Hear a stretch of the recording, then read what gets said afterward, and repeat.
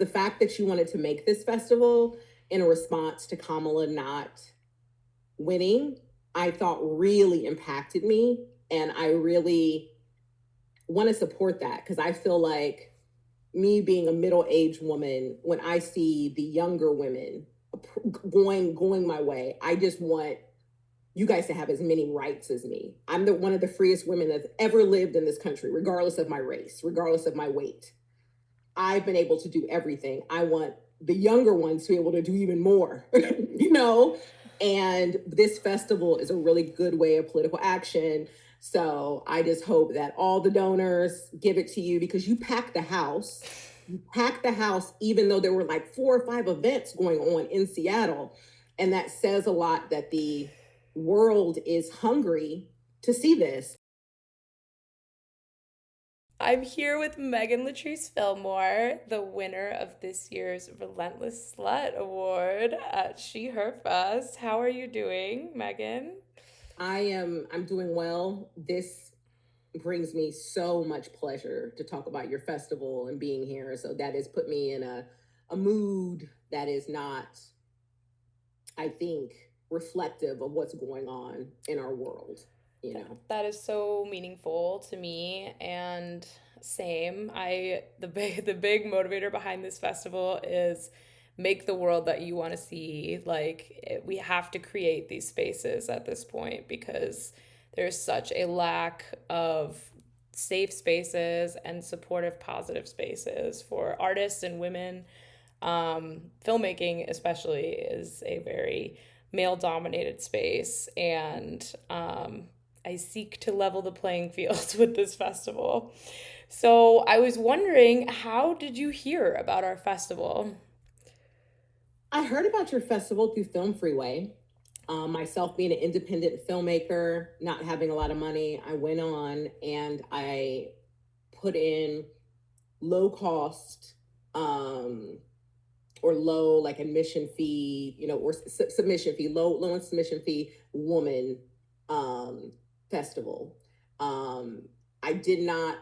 I also went in search of your festival because I did not win a sex positivity award that I thought I would win in another festival, and I was like gaming on that to be able to have that stamp as well. So Wow, that beautiful. I didn't even that know that. That's amazing. yeah, that's not, yeah, there's a whole other festival that does women films, and one of their awards is sex positivity. And I was like, I think my movie does that. Soul Tie does that. So I was just looking at a place where people could see it, embrace it. And I found you, and I'm so glad I did. What was your favorite part of the festival? My favorite part about the festival, there's so many things, so many, but I think the main thing was the Q&A portion when Mm-hmm. people said they felt seen. And then the other thing that is equal to that is meeting the programmers, meeting all of you who each had a different in to why the movie meant something. A lot of other festivals, all the programmers don't watch all the movies. But Mm-hmm. this time, you know, and so that was really nice. I made it for your audience, if that makes any sense. Like when I made the movie, besides doing something because I had to do for therapy, I did it for your audience, and the fact that your audience received it back. I knew I have one last showing in Atlanta because they let me know that I got in another festival. They let me know I got in, and it's in October. And I was like, well, I still wanted to get it out there. And so yours worked very well because there are a couple other festivals I've been in before, but I was like, I want to see new ones. So yeah, you can select by low submission rate or free depending, but a lot of free ones are for students. So any students watching, that's how you can get in. What's next for Soul Tie? Where do you see it going from here? Well, Soul Tie will be a part of, I think this is the name of the festival, Urban Media Makers in Atlanta. And it's like a 14-day festival. And they have already offered, like the network has already offered film connection networking things, jobs. Like I can see it's going to be a great group. So hopefully my family on the east part of the country can come see it there. The other thing, New Filmmakers LA, um it's where Soul Tie was featured in Forbes. They have lots of continuing programs. So they've submitted it again for the Diversity Film Festival, where it could show at Lincoln Center.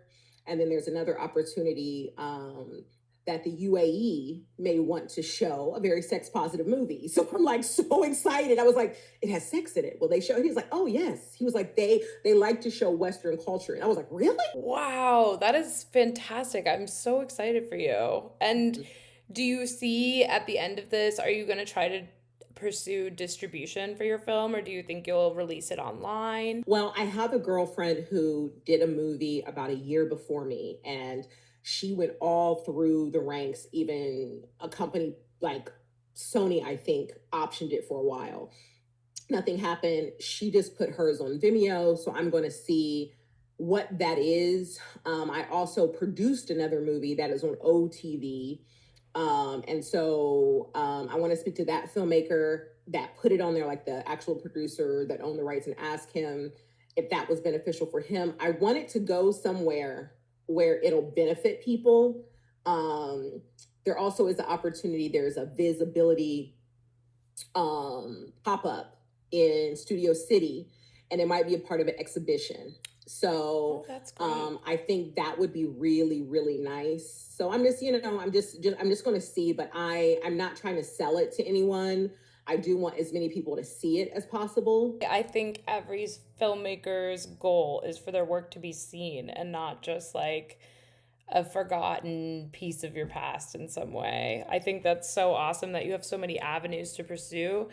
And I also, that's another like big goal of the festival is to help people have a place for their film to be seen and living on the screen.